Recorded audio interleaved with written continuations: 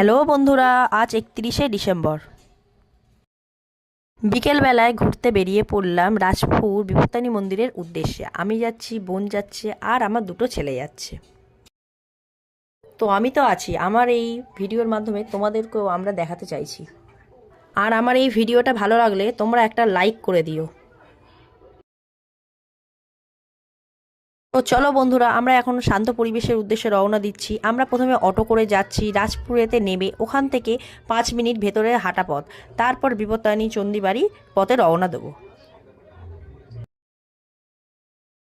তো ওখানে গিয়েই ছেলে বায়না করলো যে একটু দোলনা চড়বে, তো ওই জন্য আমিও বসিয়ে দিলাম এদের দুজনকে একটু দোলনা চড়াতে। এদের আর আবদারের কি আছে, এদের এটা নিয়েই সব কিছু। তো দেখো, আমার বড় ছেলে ছোট ছেলে দুজন মিলেই ওরা দোলনা চড়ছে, ওদের আনন্দটাই সব কিছু আগে।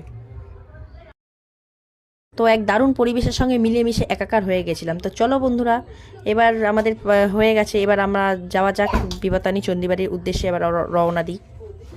তো আজ 31শে ডিসেম্বরের ভিড়েতে আমরা একটু শান্তি খুঁজতে এখানেই চলে এসেছি। এটাই হলো বিপত্তারিণী চণ্ডীবাড়ির গেট। তো চলো এবার আমরা এর ভেতর যাওয়া যাক। এই দেখো, এইখানে আমরা চলে এসেছি। এখানে হচ্ছে জুতো রাখার জায়গা। এখানে এই জুতোর ব্যাগের মধ্যে আমরা সবাই মিলে জুতো রাখবো, কারণ জুতো পরে তো আর মায়ের কাছে যাওয়া যায় না। তো সবাই মিলে ওই জন্য এখানেতে জুতো রেখে তারপর মন্দিরের উদ্দেশ্যে সবাই মিলে রওনা দেবো।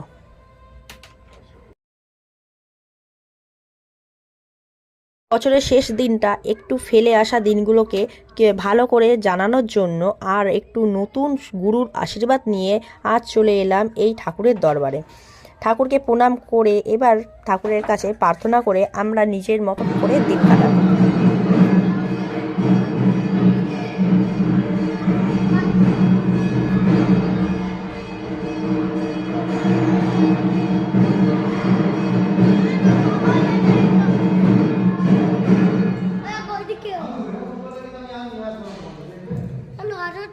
নতুন বছর যেন সবার ভালো কাটুক মা।